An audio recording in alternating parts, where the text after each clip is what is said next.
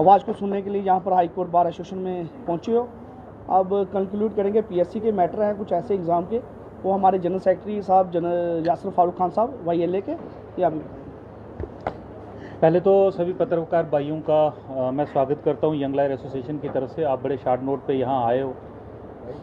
Issue बहुत सारे हैं, बहुत सारे इश्यूज़ के साथ हमने आपके समक्ष आना है कुछ दिनों में,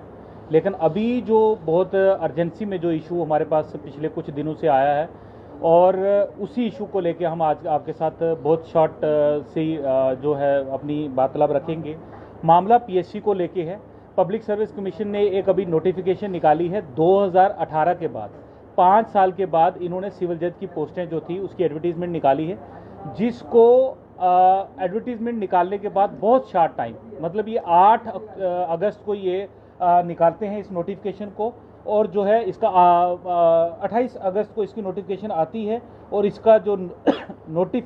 एग्ज़ाम है वो 8 तारीख को, आने वाली 8 अक्टूबर को इन्होंने एग्ज़ाम रखा है। उसके बाद जो इन्होंने इसका मेंस का एग्ज़ाम रखा है, मेंस का एग्ज़ाम भी जो है मैं आपके सामने शेयर कर दूं कि 29 पेपर है, 29 पेपर्स में जो एस्पिरेंट्स ने अपेयर होना है, जिसका इन्होंने क्या किया है कि 1 महीने के बाद उसका भी टाइम जो है वो रख दिया है। मोर ओवर इसमें एक लिटिगेशन ऑलरेडी जो है वो हाईकोर्ट में भी कुछ एस्पिरेंट्स जो है हमारे, उन्होंने अब हाईकोर्ट को अप्रोच किया है कि 5 साल के बाद आपने नोटिफिकेशन निकाली। देखिए पीएससी का कोई एक कैलेंडर जो है वो डिफाइन कैलेंडर नहीं है कि जैसे यूपीएससी का होता है कि हर साल एग्जाम्स होते हैं। आप एक बार नोटिफिकेशन निकालते हो, 7 साल आप सोए रहते हो, आपको पता ही नहीं है। मोर ओवर इसमें सबसे बड़ा लैकूना जो है, पीएससी ने क्या किया है, अपनी ये नोटिफिकेशन निकालने के 10 दिन के बाद अपना रिवाइज सिलेबस दिया है कि हमने ये सिलेबस से आपसे एग्जाम लेना है। उस सिलेबस में देखो इन्होंने कोई होमवर्क नहीं किया। इन्होंने क्या किया है, आपको पता है कि 370 की एब्रोगेशन के बाद बहुत सारे जो हमारे यहाँ पे जो एक्ट्स थे, जो इम्प्लीमेंटेशन जिनकी अब यहाँ पे नहीं है, जिनकी अब मान्यता यहाँ पे नहीं है, वो अब किसी काम के यहाँ नहीं है। इसी के संदर्भ में मैं आपको 2 शार्ट चीज़ें बता देता हूँ। यहाँ पे था हमारे पास Jammu and Kashmir financial code जो था वो अब रिवोक हो चुका है,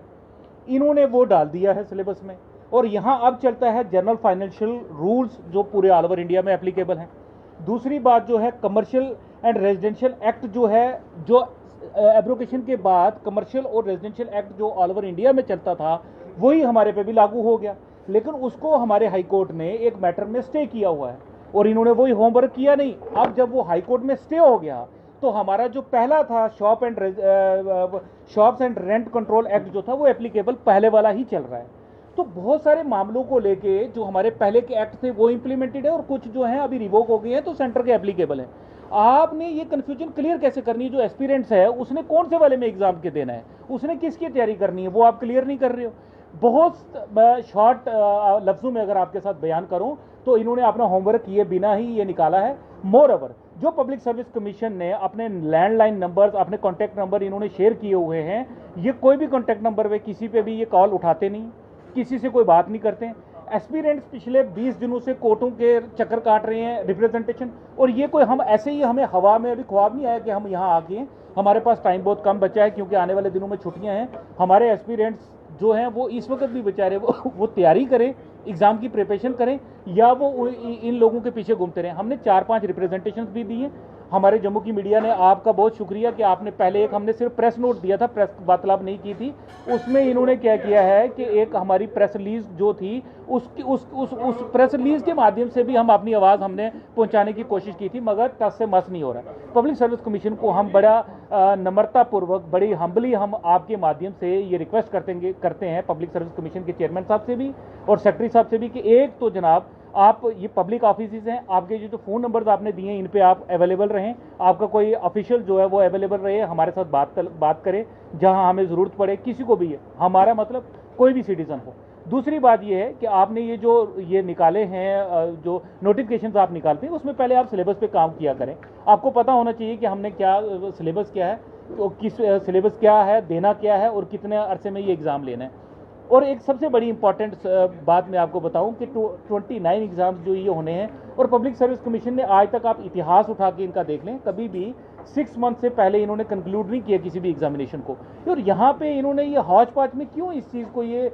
इस बड़ा इंपॉर्टेंट एग्ज़ाम है, इसके लिए लोग बड़ी तैयारियां करते हैं, बहुत साल पढ़ते हैं, ला करने के बाद लोग इससे पढ़ते हैं, उन्होंने एक लोगों को जस्टिस देना है जब वो इस चेयर पे बैठ जाएंगे, तो वो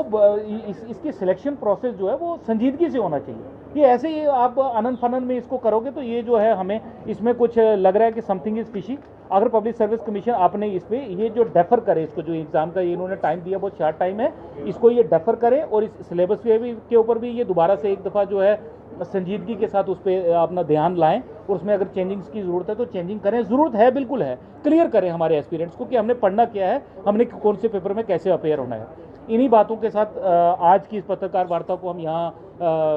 ख़त्म करते हैं। अगर आपका कोई सवाल होगा तो हम लेंगे। एज रिलैक्सेशन का भी बड़ा बहुत बच्चे जो 5 साल से लेट औरतें आई थी,